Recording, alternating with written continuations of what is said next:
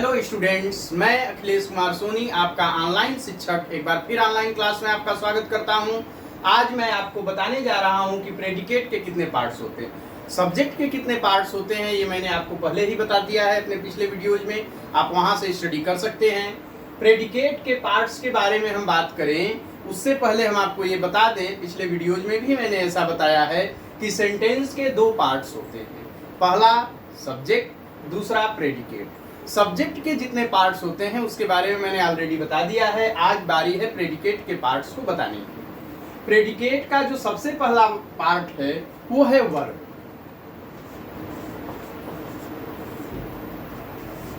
जो पहला पार्ट है वो है वर्ब। अब वर्ब क्या होता है, आप बचपन से उसको पढ़ते आ रहे हैं, सुनते आ रहे हैं, समझते आ रहे हैं। Verb is a word which denotes an action. Verb एक ऐसा शब्द है जिससे किसी काम का करना या होना पाया जाता है, और प्रेडिकेट के शुरू में ही क्रिया ही रहती है, और यह क्रिया कभी हेल्पिंग वर्ब हो सकती है, कभी मेन वर्ब हो सकती है, दोनों हो सकता है। तो सबसे पहला पार्ट हम समझेंगे प्रेडिकेट का वर्ब। उसके बाद बारी आती है कि वर्ब के बाद आगे क्या यूज होता है। आगे यूज होता है object,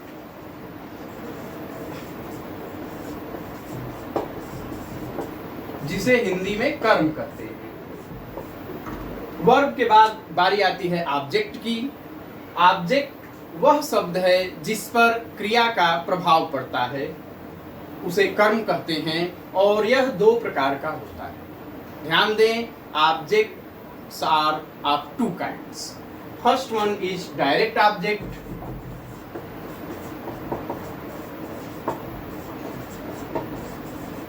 second one is indirect object।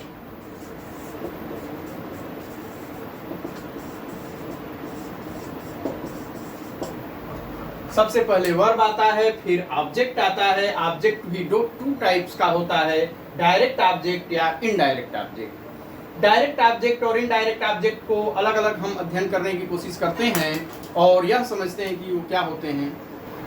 अगर हम डायरेक्ट ऑब्जेक्ट की बात करते हैं तो डायरेक्ट ऑब्जेक्ट को हम ऐसे समझते हैं कि यह कोई निर्जीव वस्तु होता है, सेंटेंस में अक्सर नाउन होता है, या एग्जाम्पल के हिसाब से समझें।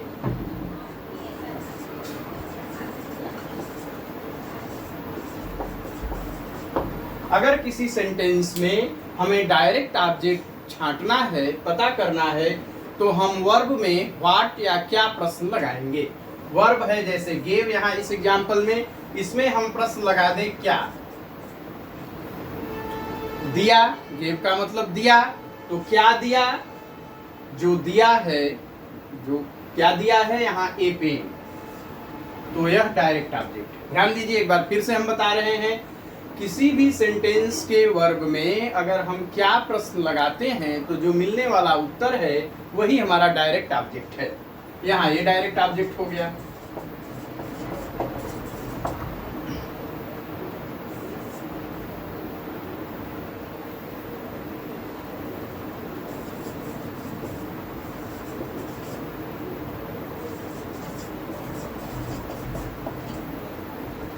इस एग्जाम्पल को देखें, I gave him my book. यहाँ भी गेव है और क्या दिया है, माई बुक, तो यह डायरेक्ट ऑब्जेक्ट हो गया।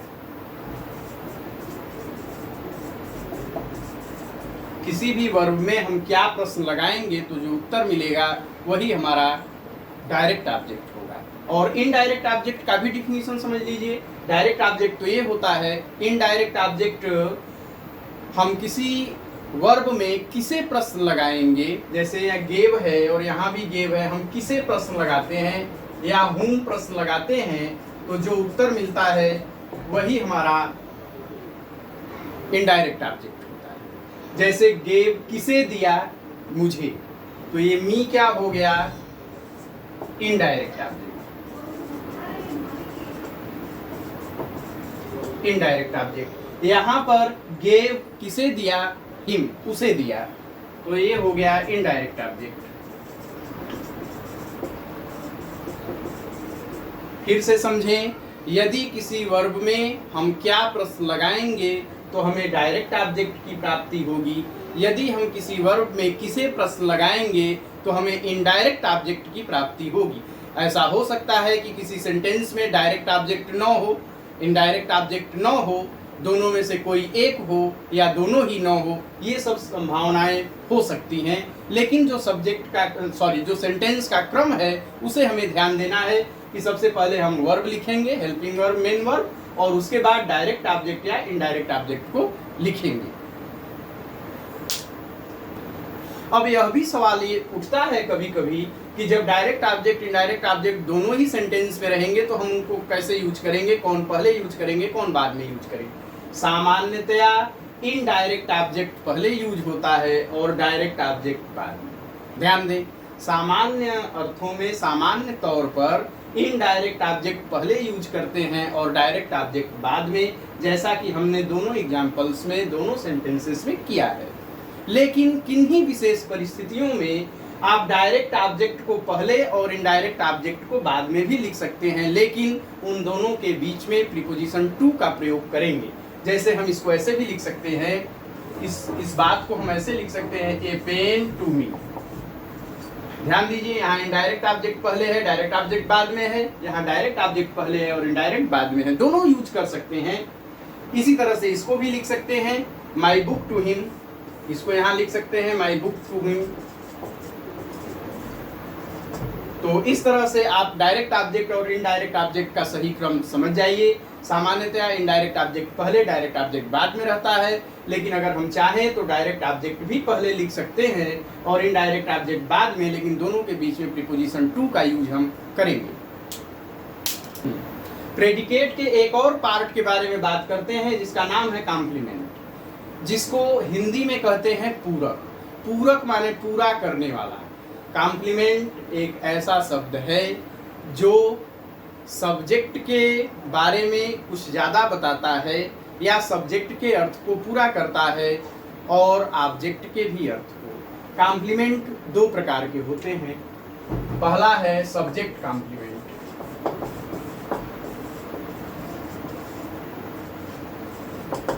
किसी सेंटेंस में कॉम्प्लीमेंट वह शब्द है, सब्जेक्ट कॉम्प्लीमेंट वह शब्द है जो सब्जेक्ट के अर्थ को पूरा करता है। जैसे एग्जाम्पल देखें,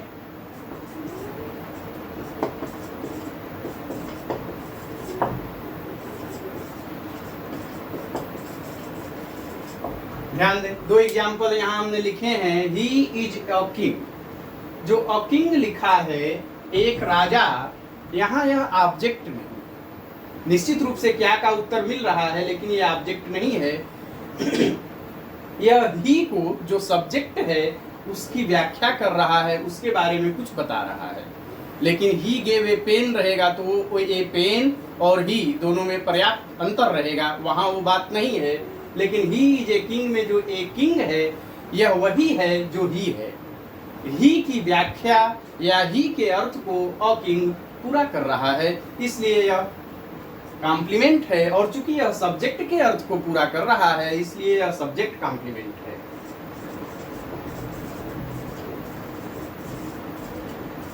सब्जेक्ट कॉम्प्लीमेंट। यहाँ देखिए, आई एम अ टीचर।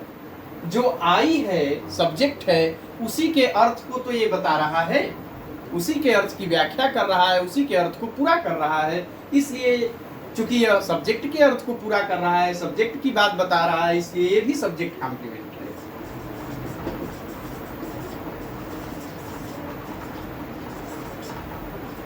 बेहद ध्यान दें, ऑब्जेक्ट और कॉम्प्लीमेंट दोनों को चूज करने में, पिक आउट करने में प्रॉब्लम्स होती हैं, लेकिन कॉम्प्लीमेंट के बारे में आप श्योर रहिए।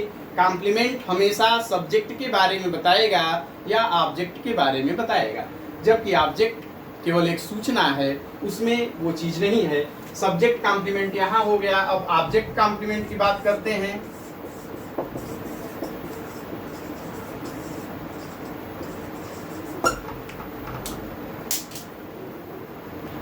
अब हम ऑब्जेक्ट कॉम्प्लीमेंट के बारे में बात करते हैं। ऑब्जेक्ट कॉम्प्लीमेंट ऐसा शब्द है जो ऑब्जेक्ट के अर्थ को पूरा करता है।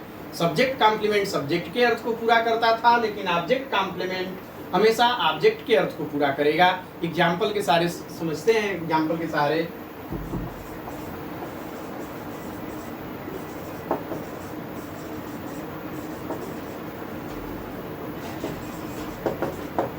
ही मेड हिम कैप्टन, उसने उसे कप्तान बना दिया।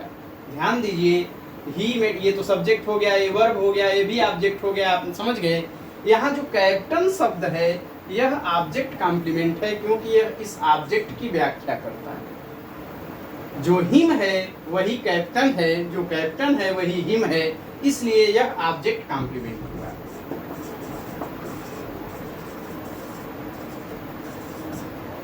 जैसे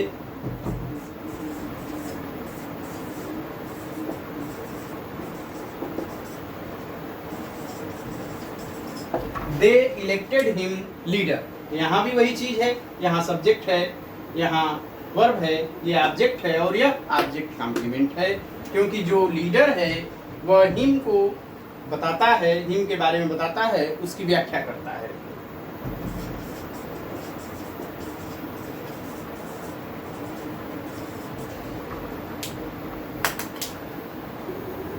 अब हम प्रेडिकेट के लास्ट पार्ट की बात करते हैं, जो है एडवर्बियल फ्रेज। सब्जेक्ट का लास्ट पार्ट था एडजेक्टिवल फ्रेज, जो सब्जेक्ट की व्याख्या करता था, सब्जेक्ट को बताता था, सब्जेक्ट की विशेषता को बताता था।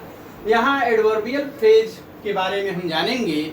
यह एक ऐसा फ्रेज है जो एडवर्ब का काम करता है, माने जो घटित घटनाएं होंगी, कभी कभी पूरे सेंटेंस की विशेषता बताएगा। तो जो कार्य होंगे सब्जेक्ट में, उनकी विशेषता अगर किसी फ्रेज के सहारे बताई जाए तो वह एडवर्बियल फ्रेज है। जैसे एग्जाम्पल देखते हैं,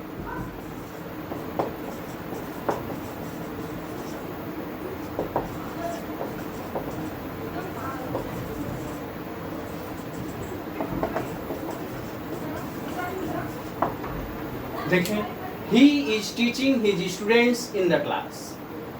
ये सब्जेक्ट है, ये सहायक क्रिया में क्रिया है, सहायक क्रिया मुख्य क्रिया है, हिज स्टूडेंट्स ऑब्जेक्ट है। यह एडवर्बियल फ्रेज है, यह कार्य होने के बारे में कुछ विशेष बताता है, कार्य कहाँ हो रहा है इसके बारे में कुछ हमें जानकारी देता है, इसलिए यह एडवर्बियल फ्रेज है।